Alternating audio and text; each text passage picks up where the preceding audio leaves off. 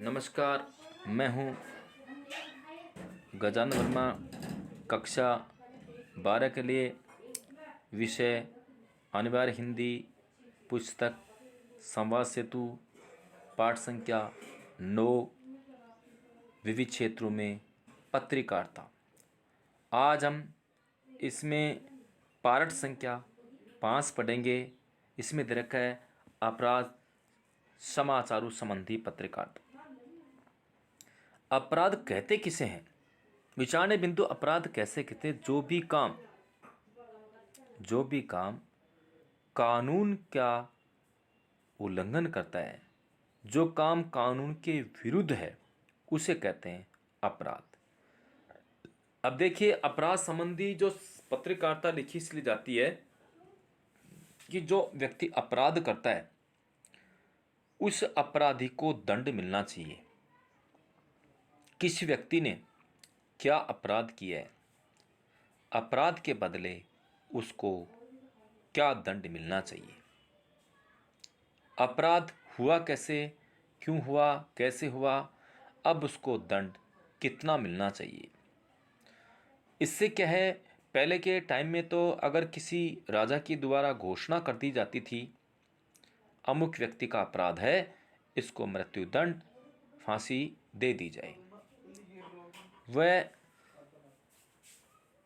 अपने उस अपराध होने के बारे में बहुत प्रयास करता कि मैं अपराधी नहीं हूं, किंतु एक बार दंड मिलने के पश्चात वह व्यक्ति अपने आप को सही साबित करता, उसका मौका उसे नहीं मिलता था। किंतु आज न्यायालय के द्वारा उस व्यक्ति को साबित करने का मौका मिलता है कि वह अपराधी है कि नहीं है। ये भी मौका उसको देते हैं। वह जाकर के न्यायालय से अनुरोध कर सकता है, अपने आप को सही साबित वो कर सकता है, करे तो वह बच सकता है।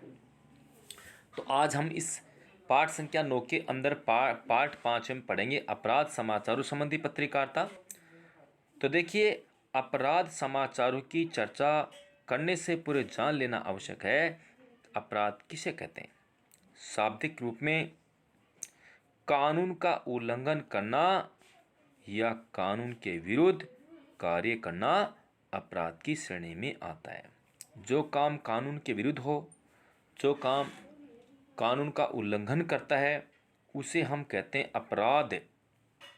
अब किसी भी तरह का कानून का उल्लंघन हो, समाचार पत्रों में आज अपराध समाचारों की भरमार देखने को मिलती है। आज समाचार पत्र पढ़ते हैं तो उसमें अनेक प्रकार के अपराध मिलते हैं। पहले की अपेक्षा आजकल के युवाओं में, आजकल के लोगों में अपराध की प्रवृत्ति पहले की अपेक्षा लगातार बढ़ती चली जा रही है। लोगों को पहले की अपेक्षा बहुत सारी सुख सुविधाएं मिलने लगी है। जिन लोगों को सुख सुविधाएं नहीं मिल पाती है, उन सुख सुविधाओं को प्राप्त करने के लिए व्यक्ति अनेक प्रकार के अपराध करते हैं। अपराधी होने के पश्चात न्यायालय के द्वारा उसे दंडित किया जाता है, उस व्यक्ति को दंड दिया जाता है। इसमें दे रखा है समाज में प्रतिदिन ऐसी अनेक घटनाएं होती हैं जो कि अपराध की श्रेणी में आती है। अपराध समाचारों की रिपोर्टिंग अथवा उनका संपादन बहुत ही दुष्कर कार्य है। जो भी व्यक्ति अपराध संबंधी जो टिप्पणी करता है, अपराध संबंधी रिपोर्टिंग तैयार करता है, ये बहुत ही कठिन कार्य है, बड़ा मुश्किल कार्य है। क्योंकि ये वही लिख सकता है, तभी लिख सकता है जब पता लग जाए अमुक व्यक्ति अपराधी है और उसका अपराध साबित हो जाए। अगर समय से पहले वो मान लीजिए अभी वह अपराधी है, लेकिन न्यायालय के द्वारा अभी उसे अपराधी घोषित नहीं किया गया है और ऐसी स्थिति के अंदर उसको अपराधी छाप दे, तो छापने वाला व्यक्ति अपराधी माना जा सकता है। वह व्यक्ति न्यायालय में जाकर के उसके विरुद्ध कानून कार्रवाई कर सकता है। इसीलिए किसी व्यक्ति को अपराधी घोषित करने से पहले उसके अपराध की पूरी जानकारी होनी चाहिए। न्यायालय के द्वारा उसको अपराधी घोषित कर दिया गया तो ही उस व्यक्ति को अपराधी कहा जा सकता है, इससे पहले उसको अपराधी नहीं कहा जा सकता। इसीलिए इस चीज़ के बारे में बहुत ज़रूरी है जानने की। या दे भी रखा है, अपराध समाचार की रिपोर्टिंग अथवा उनका संपादन बहुत ही दुष्कर कार्य है। बगैर किसी प्रमाण के किसी समाचार का प्रकाशन रिपोर्टर के लिए कठिनाई पैदा कर सकता है। जब तक किसी पर आरोप सिद्ध न हो उसे अपराधी लिख देना स्वयं अपराध की श्रेणी में आता है। जब तक अपराधी का अपराध क्लियर नहीं हो जाए, न्यायालय के द्वारा जब तक उसको अपराधी घोषित नहीं कर दिया जाए, तब तक उसको अपराधी कहना मुश्किल है, अर्थात स्वयं अपराधी की श्रेणी में वह आ जाता है। याद रखा है, अपराध समाचार की रिपोर्टिंग करने वाले को पुलिस, अदालत और कानून का सामान्य ज्ञान आवश्यक है। जो व्यक्ति अपराध संबंधी रिपोर्टिंग छापता है उसको पुलिस का ज्ञान होना चाहिए, उसको अदालत और कानून का सामान्य ज्ञान भी होना चाहिए। अन्यथा वह व्यक्ति अपराध संबंधी रिपोर्टिंग पेश कर देगा, मात खा जाएगा। लोग उन पे अनेक प्रकार से उंगलियां उठा सकते हैं। तो ऐसी स्थिति में पुलिस की जानकारी उसको होनी चाहिए और अदालत व कानून की जानकारी भी उनको होनी चाहिए जो अपराध संबंधी रिपोर्टिंग तैयार करते हैं। किसी भी अपराध की खोजबीन के लिए पुलिस में अपनाई जाने वाली प्रतिक्रियाओं के बारे में जानकारी होने के साथ साथ घटनाक्रम का सिलसिलेवार ब्यौरा ज्ञात होना चाहिए। जब कोई घटना घटती है, पुलिस उसकी जांच पड़ताल करती है, पुलिस उसकी खोजबीन करती है, तो सिलसिलेवार पुलिस ने कब कब वहाँ जाकर के खोजबीन की है, सिलसिले एक के बाद में दूसरी, दूसरी के बाद में तीसरी, तीसरी के बाद चौथी, किस किस समय किस किस स्थान पर उसकी खोजबीन की गई, क्रम से उसकी जानकारी होनी चाहिए। ऐसे नहीं है कि बाद वाला पहले बता दिया, पहले वाला बाद में बता दिया। इस तरह की घटना जो घटती है सिलसिलेवार, एक के बाद में दूसरी बात, दूसरे के बाद तीसरी बात, तीसरी बात है चौथी बात, इस तरह की जानकारी उस व्यक्ति को पूरी होनी चाहिए। अगर ये जानकारी पूरी नहीं होगी तब तक वह व्यक्ति उसके बारे में ढंग से कोई चीज़ पेश नहीं कर सकता। उस व्यक्ति को क्या कहा जाएगा, उस व्यक्ति को एक तरह से नासमझ कहा जाएगा।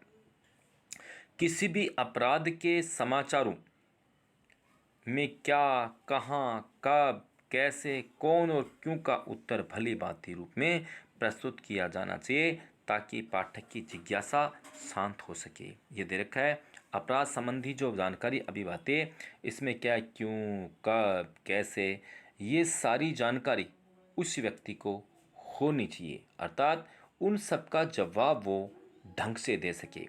अगर उनका जवाब वो ढंग से नहीं दे पाएगा तो उसको नासमझ, अज्ञानी, ज्ञानी कभी नहीं कह सकते। ऐसी स्थिति में इनकी जानकारी पूर्णतः होनी चाहिए। अर्थात अपराध संबंधी जो समाचार आदि लिखते हैं, अपराध संबंधी जो समाचार लिखते हैं जो, तो इसके अंदर क्या है, पत्रकारिता लिखते हैं, उसको अपराध से संबंधित पूरी जानकारी होनी चाहिए।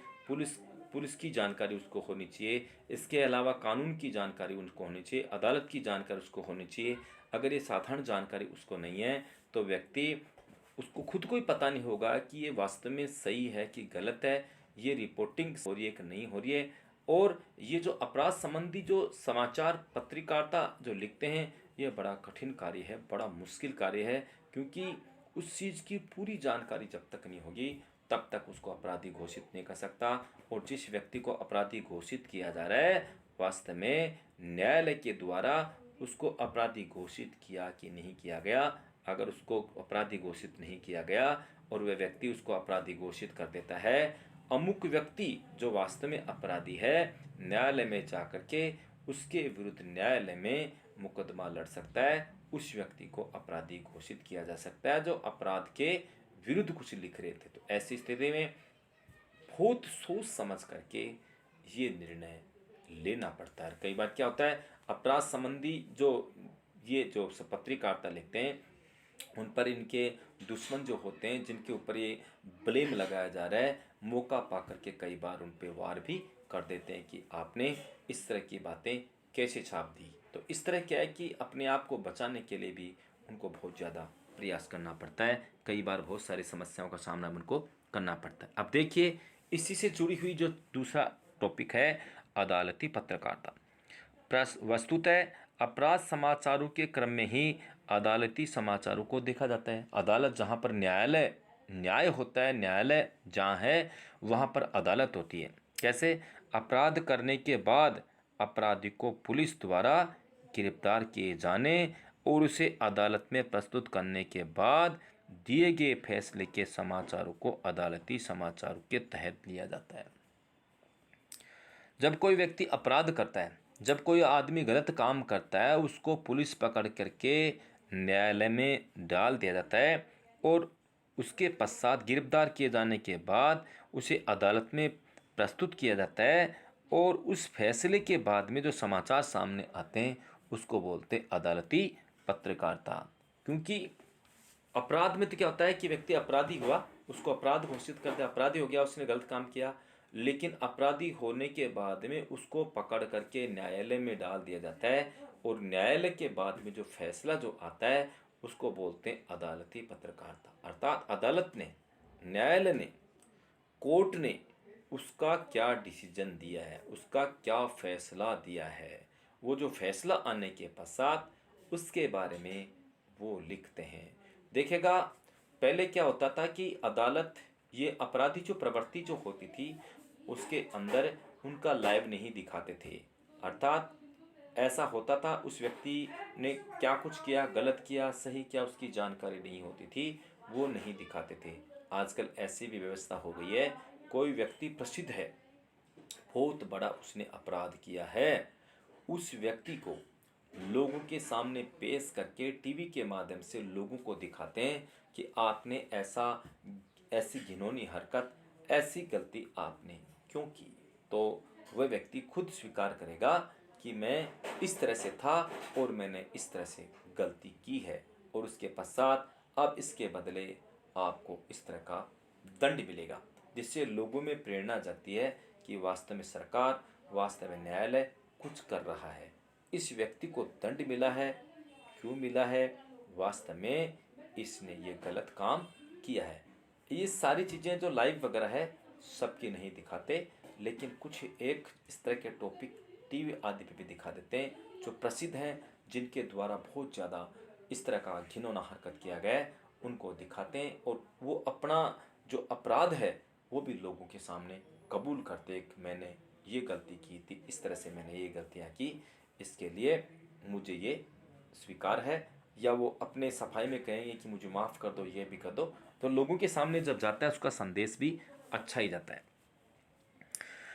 आगे इसमें दे रखा है, अदालत में अभियुक्त के पक्ष और अभियोजना अर्थात आरोप लगाने वाले पक्षों के वकीलों के प्रस्तुत तर्क के आधार पर ही अदालत फैसला सुनाती है। अदालत में हुई बहस और उसके बाद फैसले की समस्त कार्रवाई को अदालती समाचारों में शामिल किया जाता है। एक बात उभर कर के आती है कि अदालत के अंदर जो कार्रवाई होती है वो आम व्यक्ति कार्रवाई नहीं करता।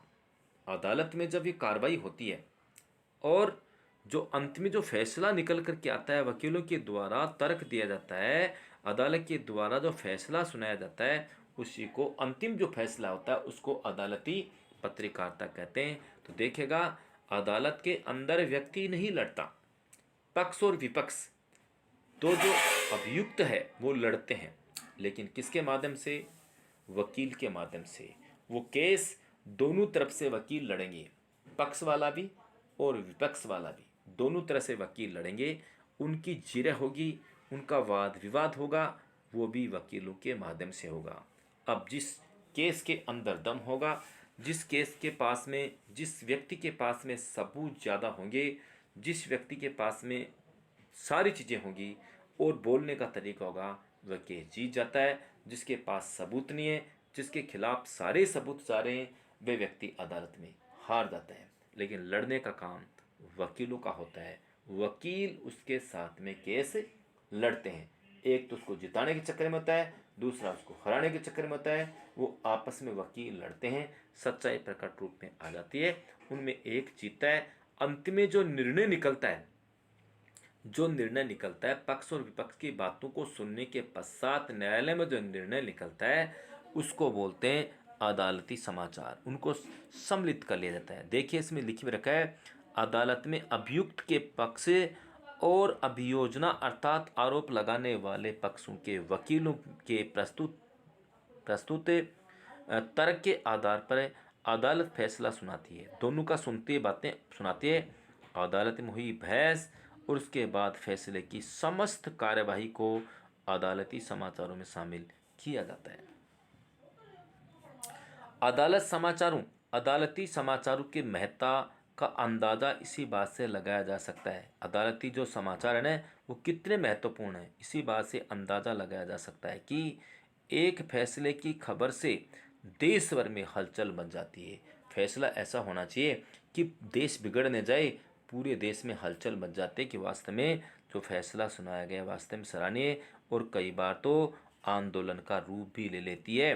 अतः ऐसे समाचारों को काफ़ी गंभीरता से लिखने की आवश्यकता होती है। कई बार फैसले में उल्लिखित तथ्यों को ठीक से न समझ पाने के कारण भारी नुकसान भी हो सकता है। कई बार क्या होता है, तथ्यों को ढंग से नहीं समझ पाए और जो फैसले सही नहीं किए गए, तो ऐसी स्थिति के अंदर देश को बहुत ज़्यादा समस्या का सामना करना पड़ सकता है, क्योंकि लोग विरोध पे उतर आते हैं, लाठी भाटा जंग हो जाती, आग लगा देते हैं, पता नहीं क्या क्या कुछ कर जाते हैं। तो ऐसी स्थिति के अंदर कोर्ट के अंदर भी फैसला सुनाने से पहले उसको ये देखना चाहिए माहौल क्या चल रहा है, अर्थात पहले से ही माहौल आसपास का खराब है, पहले से ही खराब है।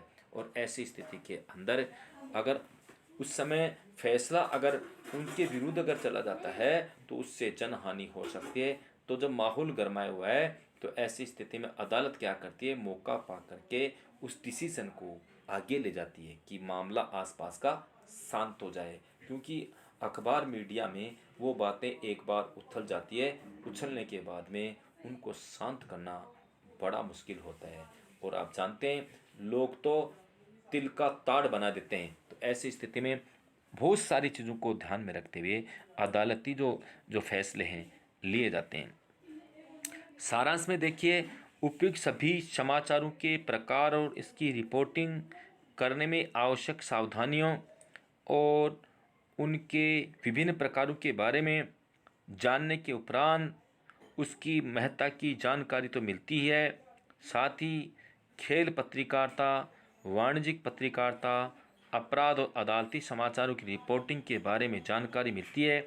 उक्त अध्याय से ये समझ आना आवश्यक है कि पत्रकारिता के क्षेत्र में गंभीरता के साथ साथ तटस्थता अर्थात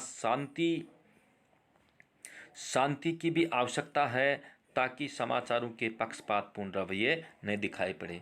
जो भी समाचार प्रस्तुत किए जाते हैं उसमें शांति के साथ साथ में पक्षपातपूर्ण व्यवहार नहीं हो, अर्थात जो भी फैसले लिए जाएं, जो भी फैसले सुना जाए वो बिल्कुल निष्पक्ष होने चाहिए। एक बार अगर किसी के पक्ष में फैसला सुना दिया जाए और वो गलत है तो उसको संभाल पाना बहुत मुश्किल है। इसलिए जो भी पत्रकारिता प्रस्तुत करते हैं, चाहे वो खेल पत्रकारिता हो, चाहे वाणिज्यिक पत्रकारिता हो, चाहे अपराध पत्रकारिता हो, चाहे विज्ञान पत्रकारिता हो, तो इन पत्रकारिताओं के अंदर जो भी पॉइंट लिखे जाते हैं, जो भी चीज़ें लिखी जाती है, बहुत सोच समझ करके लिखी जाती है। एक बार मैं फिर बता देता हूँ, इसमें दे रखा है जैसे वाणिज्यिक पत्रकारिता। तो हमारे भारत के अंदर वाणिज्य का जो प्रचार प्रसार बहुत पहले से था, जिसमें क्या है कि व्यक्ति को अर्थशास्त्र का ज्ञान होना अति आवश्यक है। वही वाणिज्यिक पत्रकारिता लिखता है हमारे देश के अंदर कितना अनाज है, कितना बेचना है, कितना सामान खरीदना है, कितना बेचना है, थोक व्यापार है, वो सराफा बाजार है, इनकी जानकारी होना अति आवश्यक है। फिल्मों की जानकारी रखने के लिए, फिल्मों के बढ़ाने के लिए उनकी जानकारी रखना भी बड़ी आवश्यक है। पहले फिल्मों के बारे में कोई जानते नहीं थे, इसको घटिया किस्म का मनोरंजन माना जाता था, किंतु अनेक प्रकार के पत्र पत्रिकाओं के छपने के कारण धीरे धीरे उनकी बातें आगे बढ़ती गई, उनका प्रसार प्रसार हुआ, लोग उनको पसंद करने लगे। आज उस फिल्मों में जाने के लिए लोग बेताब हैं, आगे बढ़ने के लिए उत्सुक हैं कि हमें भी यहाँ कोई काम मिल जाए। शुरुआत में ऐसा करना मुश्किल था, क्योंकि उस समय अंग्रेज़ों का सेंसर बोर्ड था, वो नहीं चाहते थे अंग्रेज़ों के खिलाफ़ कोई बात कही जाए। अंत में दे रखा है अदालती समाचार। अदालती समाचारों के अंदर वही आते हैं जो कि व्यक्ति के द्वारा किए गए अपराध है, उसकी पुष्टि का विवरण इसमें होता है। ये जितने समाचार लिखे जाते हैं बहुत सोच समझ करके लिखे जाते हैं। Thank you. आज ये पाठ 9 विविध प्रकार के क्षेत्र, ये विविध क्षेत्रों में पत्रकारिता वाला पाठ संपन्न होता है। Thank you. Okay bye.